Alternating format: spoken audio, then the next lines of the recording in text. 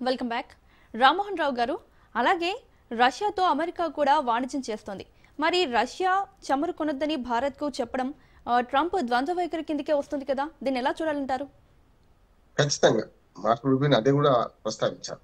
ఇప్పుడే కాదు, అంతకుముందు అంతకుముందు కూడా విలేకరులు ఒకసారి అడిగారు, మీరు అమెరికాతోని చమురు దిగుమతి చేసుకోవద్దని భారత్ హెచ్చరిస్తున్నారు కదా, మీరు చేస్తున్న పని ఏంది? అమెరికా నుంచి యురేనియం తీసుకుంటున్నారు, మీరు ఇతర చాలా రకాలుగా మనకు చమురు కొంటున్నారు, మన సంగతి ఏంది అని అడిగారు. అడిగితే దాన్ని దాట వేస్తూ అవునా నిజమేనా అంటే ఎంత అమాయకంగా ప్రవర్తించిన ట్రంప్ అంటే విలేకరులు అడిగారు ఈ మాట. ఇప్పుడు మార్క్ రూబిన్ ఇప్పుడు అంటున్నారు, కానీ అంతకుముందే ఒక 6 నెలల క్రితమే విలేకరులు అడిగితే అవునా నిజమేనా, నిజంగానే యురేనియం ఎంత సప్లై చేసుకుంటున్నాము లెక్కలు తీయండి అని చెప్పి పక్క అధికారులను ఆయన అమాయకంగా అడిగిన ప్రయత్నం చేసిండు. అందుకని చూస్తున్నాం అమెరికా రష్యాతోని వాణిజ్యం చేయడం తప్పు కాదట, కానీ రష్యాతోని భారతదేశం చేయడం తప్పట. అందుకని సమస్య వస్తుంది అనుకోండి. అది రెండోది ఏంటంటే ప్రపంచం అంతా కుగ్రామంగా మారిపోయిన తర్వాత ఎవరి వ్యాపారం వాళ్ళది. ఇప్పుడు మనకి ఎక్కడ తక్కువ ధర దొరికితే అక్కడ కొంటాం. అందుకని ఈ రూపాయలు ఒక మంచి సూచన చేశారు. మీరు రష్యాతో భారత్ వాణిజ్యం చేయొద్దు, చమురు కొనొద్దు అంటున్నారు కదా, అంతకంటే చమురు తక్కువ ధరకు మీరు సప్లై చేయండి. ఎందుకు కొనరు వాళ్ళు? మన అవసరాలు మనకు ఉంటాయి కదా. అందుకని ఆయన ఏమన్నాడు అంటే అక్కడి నుంచి కొనొద్దు అంటారు, మీరు సప్లై చేసే చమురు మాత్రం ఇంకో బ్యారెల్కి ఇంకో $10 వడ్డించి మరీ సప్లై చేస్తా అంటే ఎందుకు కొంటారు, ఎవరు కొంటారని.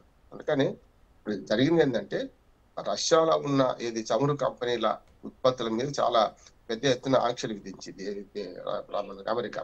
కనుక దాని వల్ల మనకు ఒప్పందాలు కుదిరించడం కొంచెం లేట్ అవుతుంది. అదాని కానీ రిలయన్స్ కానీ వీళ్ళందరూ కూడా మనకు ఆ ఒప్పందం కుదిరించడం లేట్ కావడం వల్ల సమస్య కొంచెం తగిన మాట వాస్తవమే. కానీ ఇప్పటికి కూడా మొత్తం మనం దిగుమతి చేసుకుంటున్న చమురులో 35% మించిన చమురును మనం రష్యా నుంచి దిగుమతి చేసుకుంటున్నాం. అయితే 2-3% అటు ఇటు కావచ్చు. అట్లాగే భారత్ రష్యా మధ్యన ఎగుమతుల్లో మార్పు చూసుకుంటే మనము అక్కడి నుంచి దిగుమతి చేసుకునే ఎక్కువ రష్యా నుంచి, మనం ఎగుమతి చేసేది తక్కువ, చాలా తేడా ఉంది. కానీ అదే అమెరికాతో మనం ఎగుమతుల విషయంలో చాలా ముందున్నాం. అందుకనే అమెరికా కూడా తనకు అవసరమైన వాటిలో విధానాల్లో సుంకాలు పెంచలేదమ్మా. సుంకాలు పెంచిన విషయం చెప్తాను. అంటే ముఖ్యంగా ఫార్మాస్యూటికల్ రంగంలో బ్రాండెడ్ మందుల మీద పెంచారు సుంకం, కానీ జనరిక్ మందుల మీద పెంచలేదు.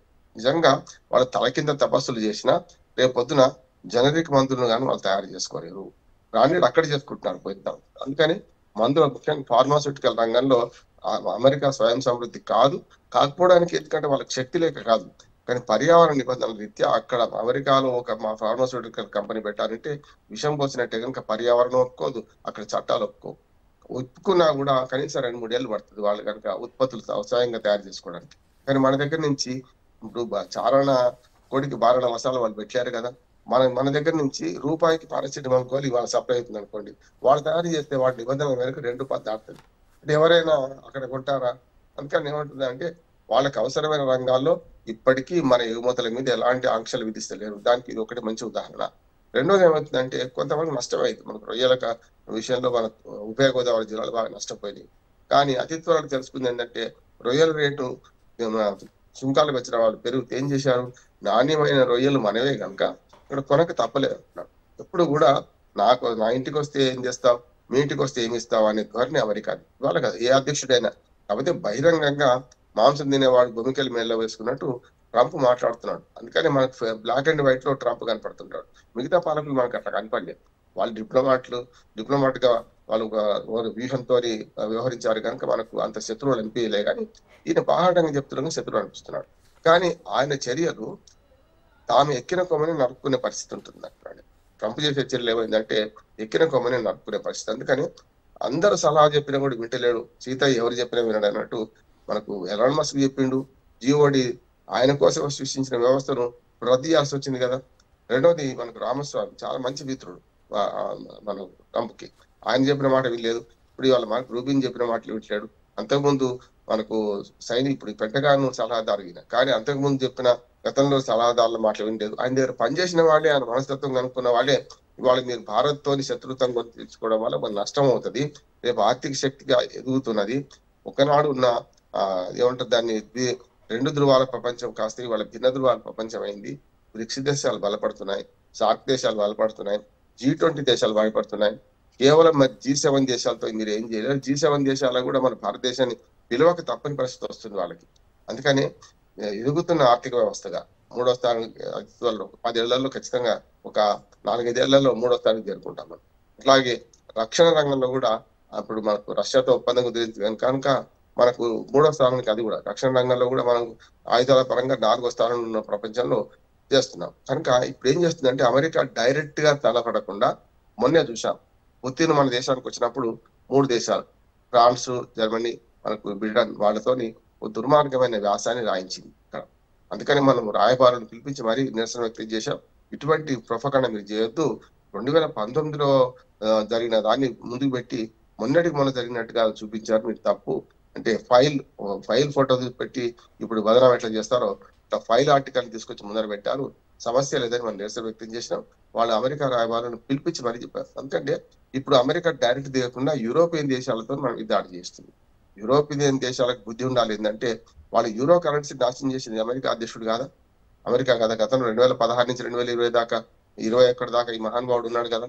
మరి అప్పుడే ఆ 4 ఏళ్లలో యూరో కరెన్సీని కావాలని చీల్చి యూరోప్ దేశాలను చీల్చి ఎవరికి వారు యమునా తీరగా చేర్చి వాళ్ళు యూరో కరెన్సీని బ్రహ్మాండంగా 20 దేశాలు కలిపి చేసుకుంటే యూరోప్ ఖండంలో అవన్నీ చీల్చింది దుర్మార్గుడే కదా. అంటే గతాన్ని మర్చిపోయి వీళ్ళు ఇప్పుడు భారతదేశం మీద విషయం కక్కే చర్యలో అమెరికా కంటే ఇప్పుడు ఈ 3 దేశాలు ముందుకుంచారు. బ్రిటన్ ఏమో ఒక రకంగా చెప్పండి అమెరికాతో దౌత్య సంబంధాలు విఫలం అయితే మేము ఆర్థిక రంగంలో ఉద్యోగాలు మేము కల్పిస్తాం, ద్వారములు తెరిచియే ఉన్నవని బ్రిటన్ అధ్యక్షుడు మనం ప్రకటించారు స్మార్ట్.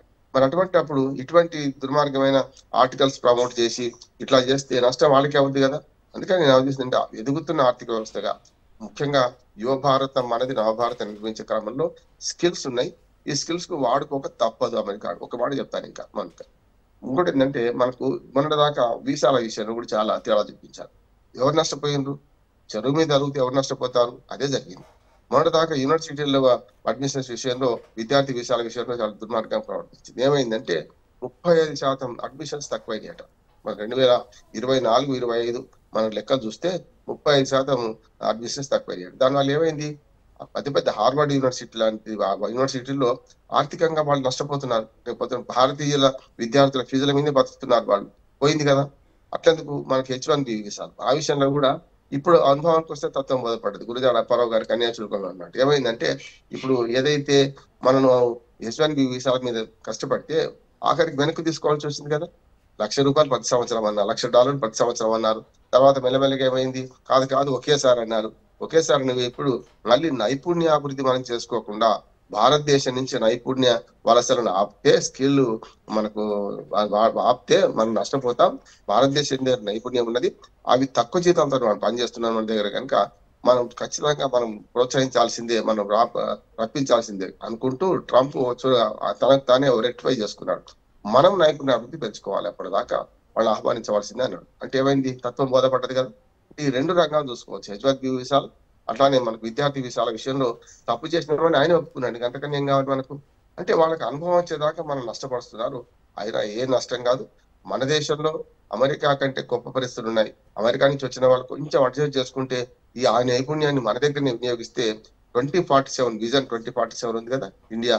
అట్లాగే మన తెలుగు రాష్ట్రాలు కూడా రేపు ఎల్లుండి మనకు తెలంగాణ రైజింగ్ 47 నడుస్తున్నది.